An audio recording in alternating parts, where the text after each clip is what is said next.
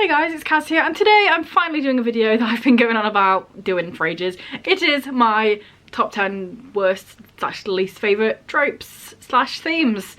So yeah, I did a top 10 favourites probably a couple of months ago, not gonna lie, and this was meant to be like at the same time, but it just didn't happen. But we're here now, so we're just gonna jump on in.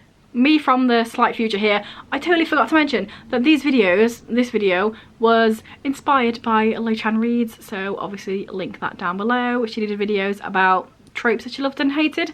I thought it was a really cool concept, and then I decided to do it, so obviously shout out to her, linked below. So the first one, you all know, I mentioned it in my last video in fact, and I feel like I mention it quite often when I'm talking about stuff that I don't like, and that is miscommunication, specifically the very unnecessary kind of miscommunication where it's just like something really obvious that someone could just say a sentence and it'll all be fine and everything will be dandy and no one will be hating each other, and then they just don't say it, and then there's just unnecessary drama, and it's just so annoying. It's lazy, it's predictable, it's boring. It can work sometimes if you do it right. Like for example, I really enjoy Sophie Gonzalez as an author, and I feel like she does miscommunication in a really good, realistic way where you can see why characters might think certain things, and you know, it can actually be done well, which is surprising because so often it is not.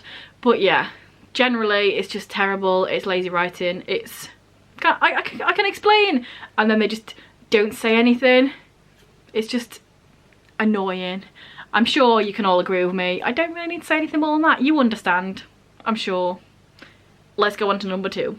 Number 2 is something quite specific for me. Other people seem to really enjoy it, and that is just books set in World War I/II. It's just something that I'm not interested in reading. I've read a few books that it happened to be in. It does exist. Like for example, Mouse. I think Mouse, the graphic novel, is great, and that is like non-fiction, but also the characters are mice and cats, but also it's non-fiction. And generally I just don't want to read about World War I and II in fiction or non-fiction. It's just boring to me because as someone who grew up in the English education system, I feel like World War II is the only thing we learn in history, and now it's done for me. I don't care. Obviously I care, but I don't care to read it in my personal time for enjoyment. If I'm reading a synopsis and it's like World War II, I just put it down because I don't want to. It's just not a thing. In general, I'm not a massive fan of historical fiction anyway, unless it's like historical, like we're talking ancient Greece and ancient Norse and that sort of thing. I enjoy that, but I'm not a massive fan of historical in general. But if it says World War I or II, I'm just like, I don't want to, thank you. Nope. Number 3 is something that a lot of people seem to enjoy in books, but I don't know what it is about it, but I just like, well, it's very played out, it's very done, and that's just royalty. I did mention in my tropes that I enjoy, I mentioned this one because in the tropes that I enjoy I had like the magnificent bastard, the bastard prince who, you know, is normally like does stuff and is enjoyable, but in general royalty is just not something I care about. Like, what is it, three Dark Crowns, is that what it's called? Red Queen, The Cruel Prince. I don't care about, I don't want to read any of them. None of them.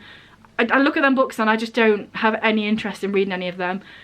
Obviously, in fantasy, there happens to be a lot of royalty, so I do read it, probably quite a lot anyway. But when it's like the main focus, I'm just like, ugh, I don't care. Soz. And like I mentioned with miscommunication, there are some where it's done well. For example, I did enjoy The Beauty of Darkness. That was about royalty, but I enjoyed that one. It happens. Tropes can be flipped and be enjoyable, but in general, I'm just not bothered. If you've got a crown on the front cover of your book, I'm probably just like, don't care. Number 4 is something I'm sure you're all going to agree with me now, and that is Harry Potter references in books. I'm just done with it, and I know everybody else agrees with me, but like even 5 years ago when no one had cancelled J.K. Rowling for being a TERF, I was also done with it. I've never read Harry Potter. I've seen all the films maybe once or twice. At least the first half of them are terrible because none of the children could act. I don't get it. I'm glad that other people are now not wanting Harry Potter references, so hopefully it is going to peter out, but it's just so boring. It's like Learn another series to put in your book if you want someone to like a series. The Hunger Games. Everyone knows The Hunger Games. The Hunger Games is a great series. Have your characters love that instead? Lord of the Rings. Have your characters love that? I'm just so over, and I've been over it for many, many years. As soon as somebody says something about Harry Potter in a book, I'm like, ugh, eye roll, it's boring. Put something else in. Make one up. I'd rather read a book and the characters love a made-up series or a made-up celebrity in the book rather than Harry Potter references, because it's boring. Number 5 is also quite specific. It doesn't happen that often, but it's when there are like very small specific things that are wrong for no reason, because you could literally just Google it and not be wrong. So I'll give you some examples because that might seem a little bit like, what are you on about? So for example, I think it was a book by Alison Noel. I can't remember what it's called, but I read it like a bajillion years ago. But in that book, the main character is listening to the Sex Pistols and she mentions something about Sid Vicious being the lead singer. And he's not, he's the bassist. Johnny Rotten is the lead singer. And like, how did that get to publication? How did that get published when it's literally something you could just Google? And it's just like such a minute thing that's wrong for no reason, because why? How could you just get that wrong? Another example is, I believe it was 54321, I'm pointing over there, it's somewhere over there, by Courtney Stevens, I want to say. Really enjoyed that book, but the main character is a photographer and she uses this Kodak film that's been in the family forever, and at one point she talks about it being coming from across the pond with her ancestors and back again, and the dates she used were not only before Kodak even existed as a company, but also before film cameras were even a thing. And I'm like, why put a random date in there? Why not just Google when Kodak was made and like not write 10 years before that? It's just such a little tiny specific thing that didn't need to be wrong, and it's like so little and easily Googleable that it's really irritating when you read it. So yeah. If you've got any more of those little things, let me know down below, like little tiny irritating things that were just wrong for no reason. Let me know, because it's fun, but also annoying when you're reading it. That was number 5, there are 10, so that's halfway through. That's how numbers work. So let's just head on over to a message from one of the sponners, and then I shall be back with the other 5. Shoulder cat, always sitting on the shoulder rat. Hi. Okay. This is what I'm dealing with. So comfortable. Alright. Yeah. Oh, okay. You just sat up there now, are you? You're such a hooligan. So, number 6. This is one that really annoys me, and it's very fantasy based. So, no stakes. When there are no stakes in your, generally it's going to be a series. Something is evil or bad or a big war. Something is like the worst thing that's ever happened, and then none of your characters die. What's the point of even reading the book? Kill some characters. If you don't, you're annoying. Personal opinion. Or like, even if you don't want to kill your main characters, have a side character, but a side character that says more than one sentence so you actually know who they are before they die, so it's actually stakes, so it feels like they're a character that you want to care about, and then kill them off.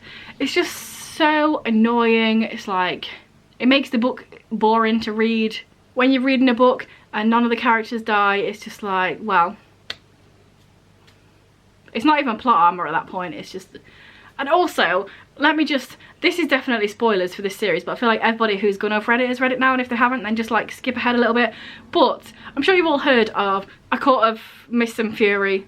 That's the second book. A Court of Thorns and Roses series. I'm talking about the trilogy here because it has gone on further, but I read the first 3 and then stopped. Because in the 3rd book, and this is spoilers, so if you haven't read it and you want to not know, then skip a bit. In the 3rd book, there's this massive war, of course, because evil stuff and bad stuff's happening. And not only do none of the main characters die, also there's a resurrection, which is another trope that I really don't like. I've not put it in here, but let's just put it here. Stop resurrecting your characters for no reason. Not only does that happen twice, like with 2 characters, one of them, they could have just kept one of them dead. There are like these 3 beings that are the the amazing beings that have been alive for thousands of years and they're so hardcore. All 3 of them die, but none of the poxy people that are humans or have been a fae for like 3 minutes, none of them die. But all 3 of the creatures, the beings, the almost godlike things that have existed for thousands of years, all 3 of them die, but none of the little poxy people die. I don't think. I'm not carrying on your series, thank you. Yeah. Number 7. This one is convenience. So I've got a specific book that I've got in my mind for this. So if you, well, not a specific book, but a specific series. The Chaos Walking trilogy by Patrick Ness.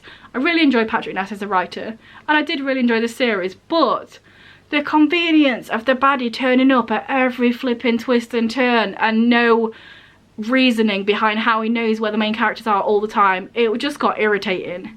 Like, do it once, do it twice, do it 3 times, but when it's like the 7th time in a row where they've been off the dusty path and like, how does anyone know where they are, and then he just like pops up from behind a tree because he's the big bad, it's just annoying. At least give me a reason. Tell me that they've somehow put a tracker on them, or tell me he's got some sort of power to do it. Don't just let them just conveniently turn up in places that they shouldn't know how to get to, or they shouldn't be able to be, because it's annoying, especially when it happens so often. And in, I think it was the 2nd book maybe, it was just like constantly happening over and over again. It was so annoying. So yeah, don't stop being so convenient. Obviously you need a reason for your people to be in places and for them to get there, but like actually have a reason. Don't just have them, surprise, it's me, for no reason, how, but let's go. It's annoying. Number 8 on this list is a rehash. I should have probably put these in order so they were closer to the other one, and that's just like historical books. I've already talked about historical books in the World War I and 2 bit. I should have put these right next to each other, but I didn't. Soz. But yeah, just historical books. I'm just not a fan with that trope. Especially when it's like historical but then it doesn't feel historical. So for example, what's it called? They're like the Cassandra Clare books. They're set in Victorian times. Clockwork Prince and Princess and all that jazz.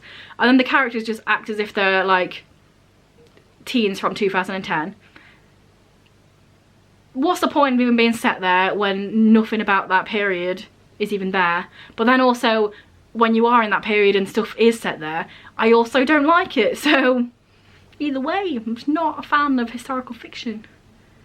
It's either too historical or not historical enough, and it's just throwing that date up in the air to make your book seem more interesting, and then to perhaps have more misogyny or something in there that can be allowed because it's like the 18 somethings, but then none of the characters act like that. So either way, not a fan, really. Number 9 is pairing all the characters off. When there's an ensemble cast and every single member of that cast has to be paired off with another member of that cast, it's just don't.